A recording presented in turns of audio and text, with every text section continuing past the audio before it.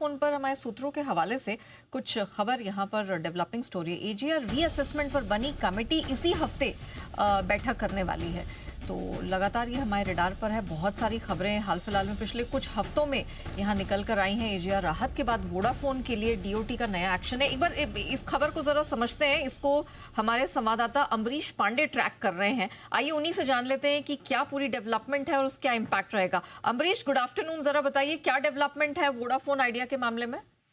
पिछले हफ्ते हमने देखा था कि एजीआर को लेकर सरकार ने एक बड़ी राहत दी थी वोडाफोन को, और ये कहा था कि वो जो उसको पेमेंट का टाइम है वो बढ़ा दिया था, वो 10 साल बाद उसको पेमेंट करनी थी। अब सरकार जो रीअसेसमेंट की कमेटी सरकार ने बनाई है, उसकी बैठक इसी हफ्ते होनी है और इस बैठक में समीक्षा की जाएगी किस तरीके से जो पूरा एजीआर का ड्यूज है उसको कैलकुलेट किया जाएगा, रिकैलकुलेशन किया जाएगा, या जो ड्यूज और पेनल्टीज है उनको अलग करके इसको देने की मोहलत दी जाएगी। ये तमाम 3 तरह के पॉइंट्स हैं, तीनों पॉइंट्स पे विचार किया जाएगा। बड़ी बात यह है कि ये बैठक इसी हफ्ते होनी है और उम्मीद की जा सकती है कि बजट से पहले किसी नए रुख पर सरकार जा सकती है। और ये भी सूत्र बता रहे हैं कि संभावना इस बात की भी बनती है कि बजट में कुछ इस तरह की अनाउंसमेंट भी सरकार की तरफ से देखने को मिल सकती है। जी, फिर इस खबर को कैसे देखें, क्योंकि अभी कुछ ही दिन पहले डीओटी ने पूरा एक ब्रेकअप दिया कि इस समय से इस समय तक कितना कितना यहाँ पर भुगतान कंपनी को करना है, और अब रीअसेसमेंट के लिए बैठक होने वाली। कैसे देखें? देखो, जितना जल्दी हो उतना बढ़िया। बिल्कुल, क्योंकि एक ही मुद्दा बचा है अब इसके लिए, और वो ये कि एजीआर के जो बकाया हैं 87,000 करोड़ रुपए के आसपास, उसमें से देने कितने। ठीक है, टाइम शेड्यूल आ गया आपके पास में, आखिर के 5 साल बचे हैं, उनमें अब जो बकाया अमाउंट निकल कर आएगा, पहले 6 साल 125 करोड़ देने हैं, बाद में 100 करोड़ देने, 4 साल तक। 10 साल का आपका हो गया पूरा क्लियर कट। ठीक है ना, 10 साल में आपके मोटा मोटी 1,000-1,200 करोड़ रुपए आपके चले जाएंगे, 1,000-1,100 करोड़ रुपए चले जाएंगे। ठीक है, अब है टोटल 87,000 करोड़। अब मामला क्या है नेहा जी का, 87,000 करोड़ में से जितना भी रीअसेसमेंट होगा उसमें 2-3 चीज़ें इंपॉर्टेंट है। एक तो 5 साल में देना है, आगे 10 साल के बाद अगले जो 5 साल होंगे उसमें देना है। और दूसरा ये है कि इम्पोर्टेंट ये है कि जो भी ये कमेटी डिसाइड करेगी उस कमेटी का डिसीजन फाइनल होगा।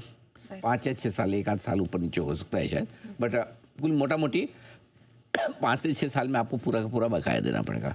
और जो कमेटी डिसाइड करेगी वो फाइनल। ओके, सबसे बढ़िया बात है कि जो कमेटी ने डिसाइड किया वो फाइनल।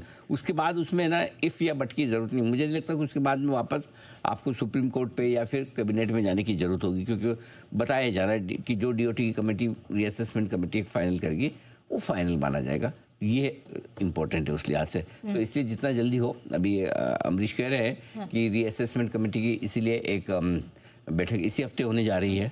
अमरीश, कुछ अंदाजा दे सकते हैं क्या कि फाइनल कैलकुलेशन कब तक आ जाएगी, रिकमेंडेशन कब तक आएगी? कुछ अंदाजा है? अभी जल्दबाजी होगा क्या ना, तो देखते हैं। चलिए, तो मेरे ख्याल से वो समझना पड़ेगा। कुछ लोग कह रहे हैं कई महीने लग सकते हैं, क्योंकि अल्टीमेटली बड़ी कैलकुलेशन है, 87,000 करोड़ की है।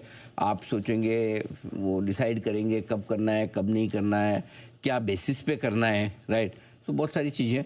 तो अमरीश, जरा एक बार अगर आप अंदाज़ा दे सके कि कितना समय लगेगा फाइनल रिकमेंडेशन आने में। आप ये तो एक अच्छी खबर लाएं कि इसी हफ्ते मीटिंग शुरू हो सकती है इस कमेटी की। कुछ एक ये भी अंदाज़ा बताएं कि इस पैनल में या इस कमेटी में कौन कौन लोग हो सकते हैं जो एजीआर का रिकैलकुलेशन करेंगे, रीअसेसमेंट करेंगे, और कब तक फाइनल होगा? कुछ इसके बारे में क्लैरिटी आई है अभी या जल्दबाजी है? सर, बैठक में तो शामिल होंगे डीओटी सेक्रेटरी के साथ तमाम बोर्ड डिपार्टमेंट्स के अधिकारी शामिल होंगे जो वित्त और रेवेन्यू से संबंधित है, जो इसके एजीआर का कैलकुलेशन पूरा देख रहे हैं। इसके अलावा लीगल मिनिस्ट्री से जो हमारा कानून मंत्रालय, उसके अधिकारी भी शामिल होंगे। और दोनों तरीके से विचार किया जा रहा है। पहला तो ये कि कानूनी तौर पर हम किस तरह की राहत दे सकते हैं, दूसरा रेवेन्यू के स्तर पे जो राहत दी जा सकती है, क्या वो रिकैलकुलेशन से ही राहत होगी, उसमें सरकार का नुकसान कम से कम हो या ना हो, और वोडाफोन को राहत भी मिल जाए।